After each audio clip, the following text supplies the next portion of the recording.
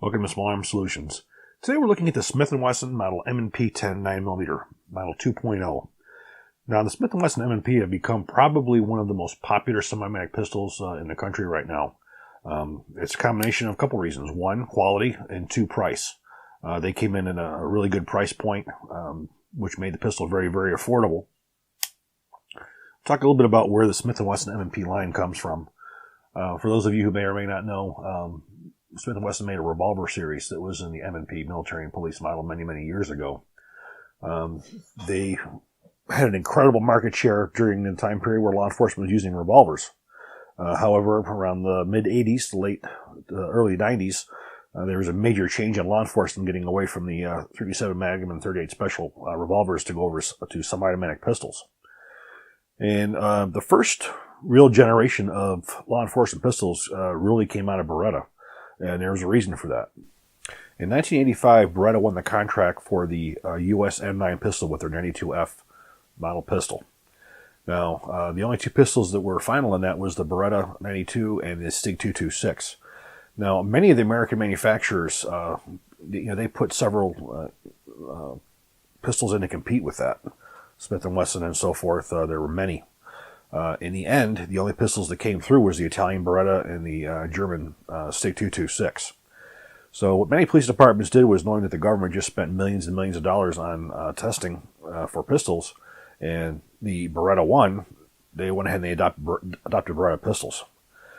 So even starting off as early as the late 80s, the major pistols that were being purchased for law enforcement were foreign made. They were Beretta and Sig. Smith & Wesson introduced their 59 series. That was one of the ones that competed for the M9 program. It did not fare too well. It did not make it to the finals. In fact, Smith & Wesson was part of a protest of several American companies who claimed that the test was not fair or done properly, and they got a retest. Beretta pistols were chosen from stock. They were not custom picked or hand picked or anything. And some of these companies who protested didn't even show up to be part of the retrial. But in the end, Beretta won anyways. Smith & Wesson continued production with the 59 series. They expanded it to 9mm, 40, 45, 10mm. There were definitely a lot of law enforcement sales of the 59 series, in various forms. But that heavy stainless steel gun did not really put Smith & Wesson where they wanted to be for as far as market share. Well, now comes the Glock pistol. Glock comes along, and it takes law enforcement literally by storm. Its acceptance is immediate in a lot of departments, and the American companies again were standing behind the foreign companies in the new handgun development. So Smith & Wesson came back probably, I would say, around 92, 93, 84, in that time period in there, with their answer, which was the Sigma. The Sigma, when you look at it, it was very, very similar to the Glock pistol. The striker mechanism, the frame had its own unique shape to it, but there were some problems. The slide was actually interchangeable with the Glock. You could actually take the slide off of a Glock and put it on, and vice versa. And that resulted in a fairly nasty lawsuit between Glock Austria and Smith & Wesson. There was legal action, and in the end, Smith & Wesson ended up having to pay an undisclosed amount of money. I do believe there were some royalties on the pistols. They switched over to, they continued the Sigma series to the SV, SVE, and so forth with some incremental changes. The pistol did not have a lot of law enforcement following by no means. The pistol was not really known for its durability. I was working at Laser Max at the time, and we were doing the laser sights for the Glocks, and due to the similarity to the designs, it was relatively easy to do one for the Smith & Wesson Sigma. We just had to do a different cap for it. So I was part of doing endurance testing on the lasers and on the guns to see how well that they worked and how durable they were going to be. And I actually broke several of the Smith & Wesson Sigmas back then, both the 9s and the 40s. The thing that stands out the most to me was there was one pistol there that it was an SW40F that as I would fire it, the cartridge case would come straight back and hit me in the forehead. So I was developing a wicked flinch. And in the end, I ended up wearing a welder's mask every time I shot that gun so I wouldn't get smacked in the head with brass. And I had another one that I shot and the front sight flew off and never found it again. So the SW40F and SW9F were not really great pistols. Well, Smith & Wesson had decided several years ago that they were going to revive the M&P line, but they were going to modernize it. First came out was the I believe it was first came out was the rifle line, the M&P rifle line, and then the pistol line. Or that could have been vice versa. I'm not quite sure on that. I don't have the dates on those. But the new M&P, which the point of that was to put Smith & Wesson back in the market, to put them back in the military law enforcement market. The handgun that they chose, this pistol is not a Sigma. This is definitely a refined pistol. They made many changes to it. Most notably, I like the grip feel to it. It doesn't slip. It feels solid. It does really fit the hand very well. This is the 2.0. This is the latest version. And we're going to go over this a little bit. As you can see here from the box, this thing comes with 2 magazines, and it comes with 4 different grip panels. And so regardless of what your hand is, small, size Sasquatch like mine, you're going to be able to find something that's going to fit. And to change those out, it's relatively simple. You just rotate the bottom here. That pulls right out. That'll slide right out, and you can slide your new one right back into place. Underneath, back into place. Put that back in like so. Rotate it. Now you're back in business. Now this model here is the 9mm 17-shot magazine. It's a steel magazine. It's not a polymer magazine. You do have a proper steel magazine catch in there as well. The slide is finished off in the proprietary Armor Night finish, Smith & Wesson. It's probably similar to a nitride in some way. It's got a nice flat finish to it. It's not shiny at all. I do really appreciate the way they have the grips on here. The gripping grooves on here are the serrations. They're very conducive with being able to pull back on. Your hand does not slip off of them. This particular model has the manual safety. Now, this gun comes with and without the manual safety, but you can see it's a very simple rudimental safety, up, down for safety. You do have an ambidextrous slide stop on both sides. You also have a live cartridge indicator. If there was a cartridge in this pistol, you'd be able to see the brass right in the tip right here. You have a nice high-profile rear sight on here. These are the standard sights. They're not night sights, but you can get this with night sights as well. You also have a Mil Standard 1913 rail on here. This assembly is a little bit different from a Glock, which you would expect. For this assembly, you lock the slide to the rear, drop downward on the something latch release lever, release the slide,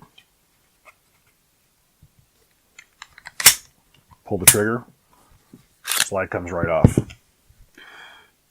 Very similar to other pistols, you have a flat recoil spring.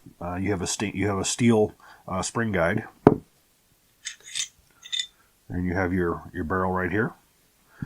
You will notice in here you see your firing pin block safety, which is absolutely critical on any pistol that's being used for military law enforcement use or personal protection, in my opinion. The whole point of a firing pin block is it ensures that the firing pin, or in this case the striker, cannot move forward unless the trigger is pulled all the way to the rear.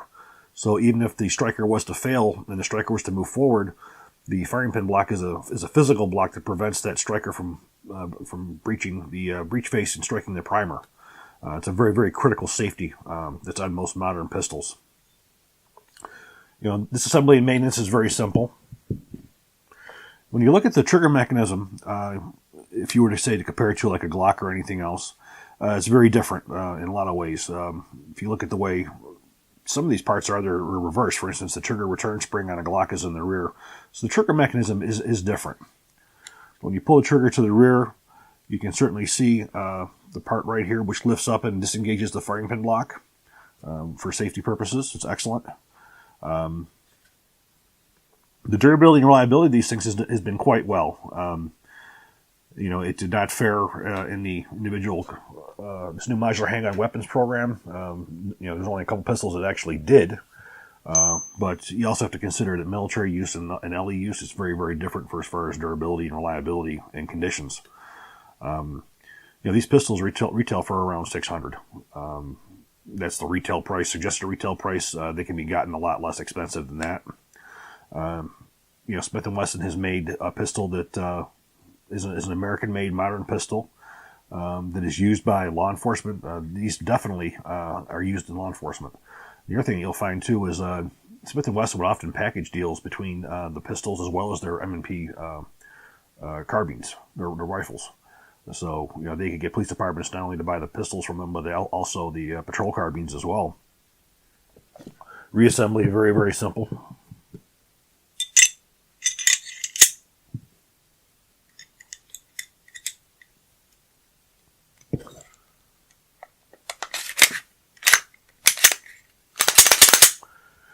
Now the trigger on here is not too bad. It's what you would expect out of a striker-fired pistol.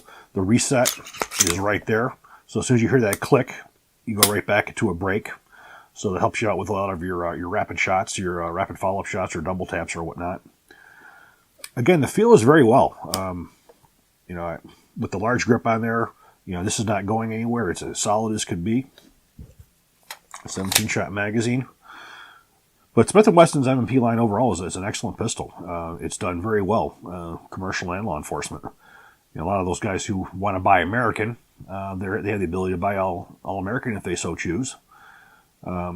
This family of weapons, I think, has really pulled Smith & Wesson out of sort of a stump. Going from, at one point, the largest supplier of law enforcement in the country, from 38s, 37s to dropping off probably by 70-80%, if not more, after the adoption of the semi-automatic pistols in the law enforcement market.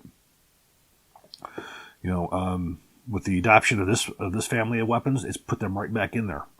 So I don't think I want to say the M&P line has saved Smith & Wesson, but it has put them right back into the market share where they're going to be getting LE or LE contracts. These pistols are also sold throughout the world as well in the law enforcement market. I've seen them myself overseas. So I think what we're going to do now is we're going to take this off to a range and we're going to see how it shoots.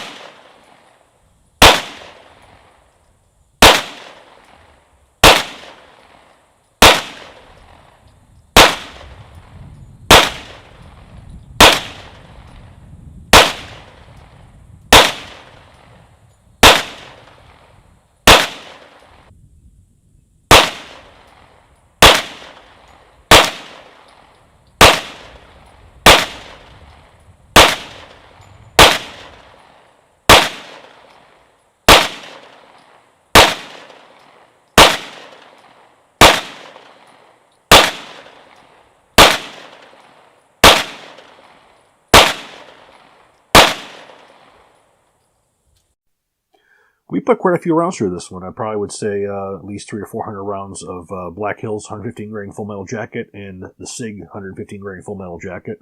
And I also put some of the SIG hollow points as well.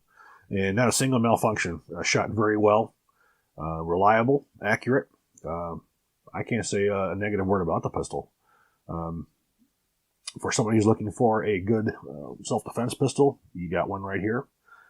For a law enforcement agency who's looking for a good duty pistol, they got one right here as well.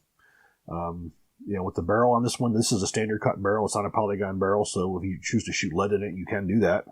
Where with the polygon barrels, you're going to be restricted to jacketed ammunition due to the type of rifling it has in it. Well, if you guys have any questions on this, please feel free to leave me a comment. If you enjoyed this, please click like, please subscribe, and even better, share. Thank you.